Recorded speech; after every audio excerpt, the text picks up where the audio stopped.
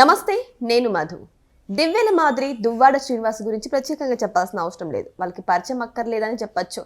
ఎందుకంటే వాళ్ళు సోషల్ మీడియాలో ఆ రేంజ్లో ఫామ్ని సంపాదించారు. అయితే ఇప్పుడు వీరిద్దరు పెళ్లి చేసుకోబోతున్నట్టు కొన్ని వార్తలు అయితే వైరల్ అయిపోతున్నాయి. మరి ఈ వార్తలు నిజమెంతుంది? మరి వీరిద్దరు పెళ్లి చేసుకోబోతున్నారా, లేకపోతే ఇది కేవలం వార్తలకే పరిమితం అవుతుందా? ఈరోజు మనం తెలుసుకుందాం. ప్రస్తుతం మనతో పాటు ఉన్నారు senior journalist doctor Durga Vadlamani గారు. వారిని అడిగి మరిన్ని విషయాలను తెలుసుకుందాం. నమస్కారం మేడం. నమస్తే అండి. మేడం, దివ్యల మాదిరి దువ్వాడ శ్రీనివాస్, సో వీరిద్దరు కూడా పెళ్లి చేసుకోబోతున్నట్లు వార్తలు వైరల్ అవుతున్నాయి. మరి నిజంగానే వాళ్ళు పెళ్లి చేసుకోబోతున్నారా? పెళ్లి చేసుకోవడం ఒక ఎత్తు అయితే మళ్ళీ వాళ్ళు వారసుని కూడా ప్రకటిస్తున్నామని అంటున్నారు. అసలు ఈ వార్తను ఎంతవరకు తీసుకోవాలంటారు?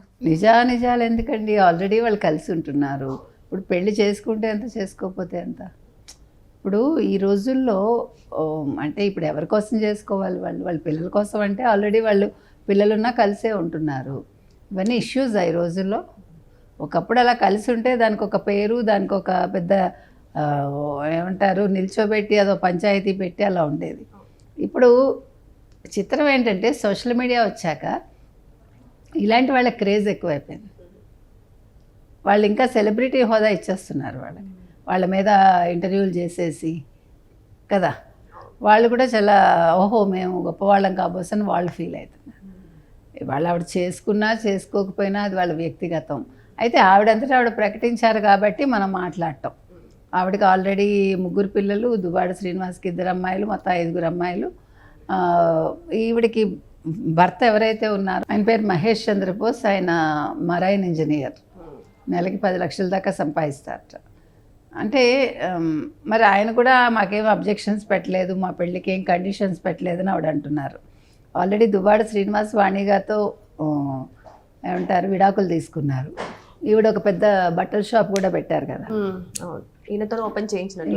అదే. సో ఇవాళ మీరు కనుక చూసుకుంటే ఆవిడకి ఆయనకి కూడా ఏజ్ గ్యాప్ బాగానే ఉంది. గతంలో ఎన్టీ రామారావు గారికి లక్ష్మీపార్వతికి ఉన్నట్టుగానే, ఇంకా వాళ్ళది ఇంకా ఎక్కువేమో నాకు తెలీదు. అయితే ఆవిడ చాలా బోల్డ్గా మేము పెళ్లి చేసుకోబోతున్నాం, పెళ్లి చేసుకుంటాము, ఆయనకు ఆల్రెడీ విడాకులు వచ్చేసింది, నాకు కూడా మా ఆయన అబ్జెక్ట్ చేయలేదు అంటే వాళ్ళు అఫీషియల్గా విడాకులు తీసుకోలేదు. కానీ మళ్ళీ ఆవిడ ఏమంటుందంటే కొంచెం కోర్టు సమస్యలు ఉన్నాయి, బిజినెస్ వ్యవహారాలు ఉన్నాయి, అందుకని కొంచెం లేటుగా చేసుకుంటామని అంటుంది.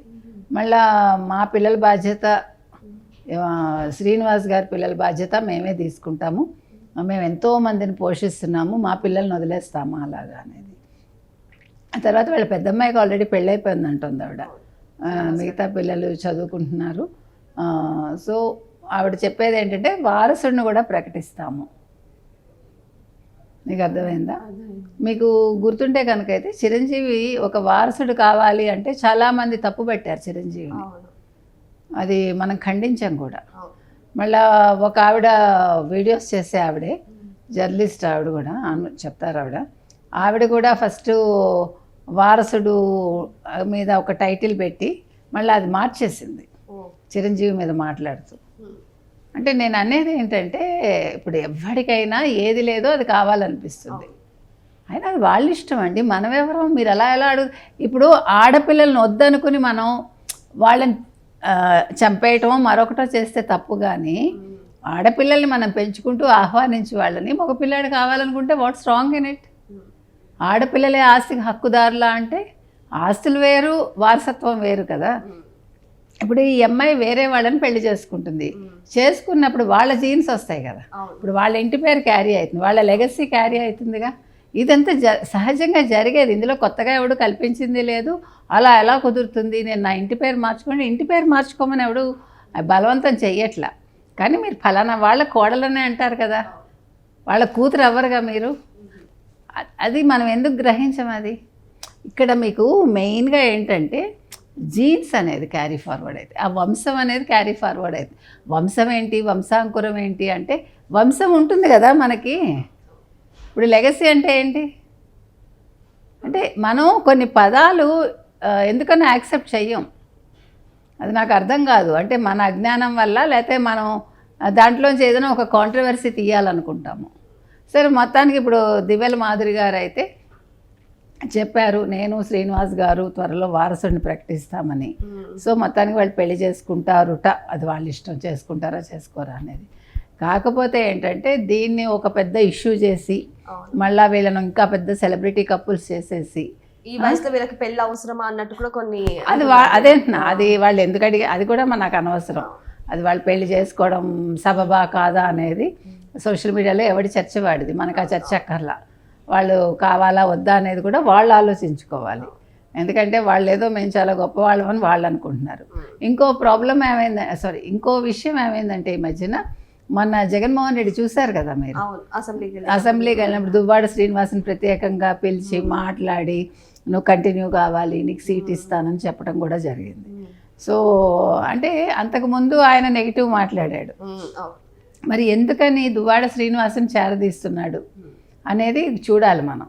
అంటే అది ఒకటే కాదు, మీరు కనుక గమనిస్తే వైసీపీలో ఇంతవరకు ఒకవేళ వాళ్ళు మార్గం పక్కదారి పట్టినా కూడా వాళ్ళని ఏమి అనరు, అధిష్టానం ఏమి అందు. అలాంటి వాళ్ళని ఇంకా ఎంకరేజ్ చేస్తుంది.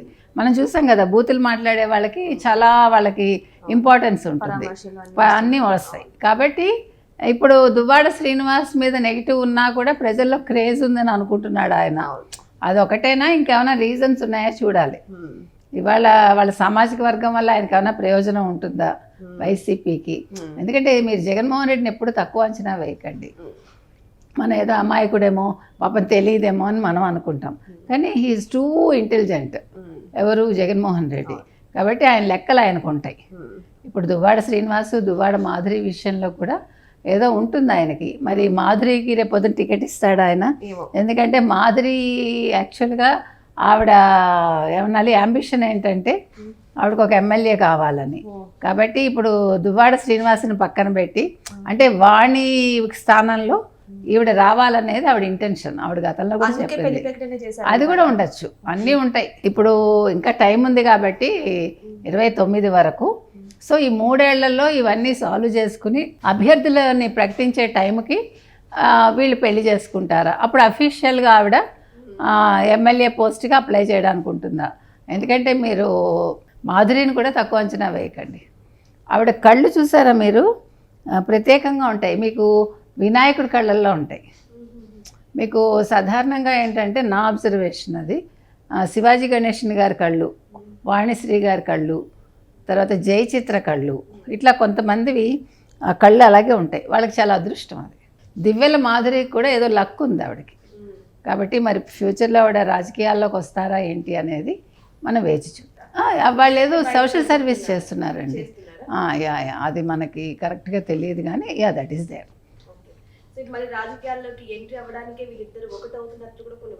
ఉండొచ్చు, అదే ఇప్పుడు చెప్పా కదా. ఎవడు కూడా ఏదో లాభం లేని వాళ్ళు ఏమి చేయరని, ఏదో లాభం ఉండకుండా ఎవరు ఏది కలవరు చేయరు. Thank you.